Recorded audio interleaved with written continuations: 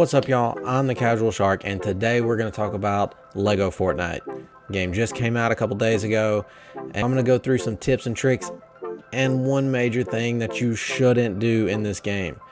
So, for starters, it may seem simple, but I'm going to talk about using the dodge. When I first started, I didn't use it, and then I realized how much I was getting hurt from it. So I started using it, and you can see right here, you know, fighting some average, ordinary enemies, like, it works out pretty well. You know, they're shooting crossbows at you, and if you dodge it, 99% of the time, you don't get hurt from it. So, tip number one, just use the dodge. So, number two, that it took me a little while to figure out, is collect as much amber as you can. So once you get to the desert, you'll see all this yellow gemstone on the mountains. That's your amber. You're going to want to go collect that, turn some of it into cut amber, but don't do like I did and don't turn every bit of it into cut amber, because I did that and then I realized I still needed rough amber. So after you get some, you know, turn what you need into cut amber, save the rest as rough amber. For tip number three, we're going to talk about the caves. Specifically in this, we're going to talk about the caves in the desert, because once you get there, you start getting things like copper and obsidian and rubies, bright core, blast core. All of those are major components that you're going to need to progress through the game. So to start out in this cave, you're going to see some copper.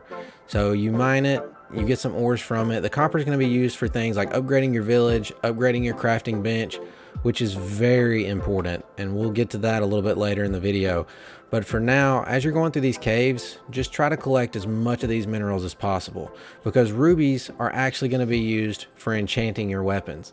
So after I collect this ruby right here, you're going to see some recipes pop up for durability and damage and things like that.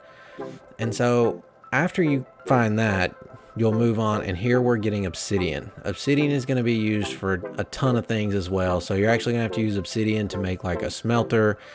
It's also going to be used to upgrade the village, to make weapons. So, and this is what the obsidian looks like, and it's almost always on the ceiling of the cave. So you're going to have to really be on the lookout, and you're going to have to build up to it. Moving on to tip number four. As you can see, I'm running back up to the village right now, and I feel like I've made some progress. It's not real big, but we have all the major components almost. So you can see, got my chest organization, and then over here you have the crafting bench, the lumber mill. Behind me you have the stone breaker, the gem cutter, and then you also have the grill and the juicer. And here I'll show you what each of these pieces of equipment do, except for the grill and the juicer. I mean, I feel like they're pretty self-explanatory. And then moving on to the next tip, and this is probably the most important tip of any of the ones that I can give you today. Tip number 5, don't do what I do, okay? So right here, you know, I felt like I was being a genius. I wanted to take on a brute, and you can see it didn't go over very well. So I went into this battle with my crossbow almost broken, and I don't recommend doing up close combat with a brute, because you're gonna see in a minute what happened to me going into this after my crossbow broke. Here you can see I tried to do hand-to-hand combat, it didn't work. And another little thing to note, this isn't on the tip list, but I'll give it to you as a tip anyways. You see all these resources laying on the ground? Well, if you're fighting enemies and they damage trees or bushes or rocks or anything like that, it's going to drop the resources, so it saves the durability on your weapons and tools. But right here, see how unfortunate that was? That's why you don't fight a brute with no weapons, specifically your crossbow. So for the next tip, tip number 6, we're going to talk about getting the glider.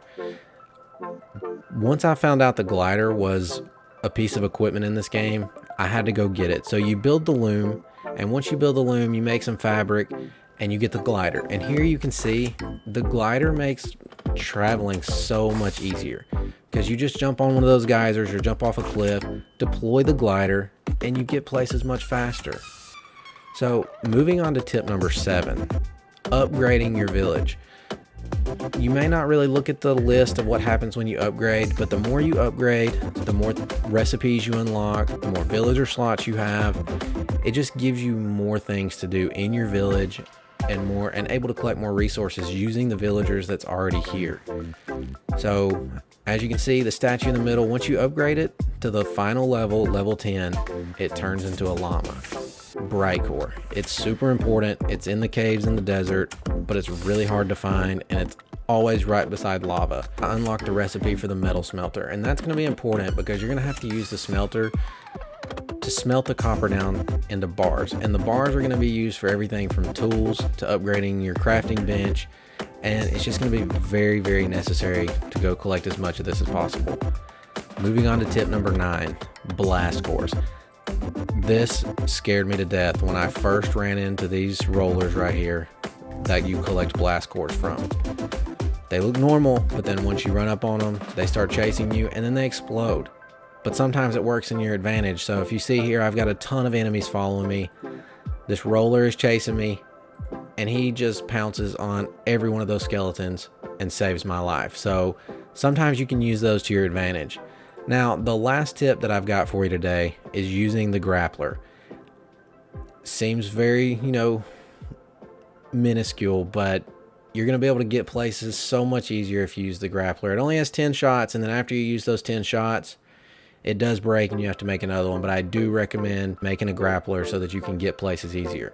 Now, as you can see right here, I'm showing you the correct way to fight the brute.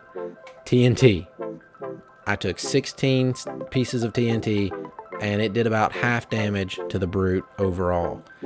And then after I used all the TNT, I had a crossbow with full durability, a ton of arrows, and then you can just stay away from him and just take him out that way. So you're gonna have to take out these guys so you can get the brute scales, and those brute scales are gonna be used for upgrading things like your crafting bench and just other tools and things like that. So you're gonna have to go take on these guys at some point. Anyways, that's all the tips I have for you today. I hope these 10 tips were useful, and if you want to stick around, watch me finish taking out this brute, it's there. If not, here's another video you can go watch. Maybe you're interested in Resident Evil, but hey, subscribe, like the video, and I will see you in the next one.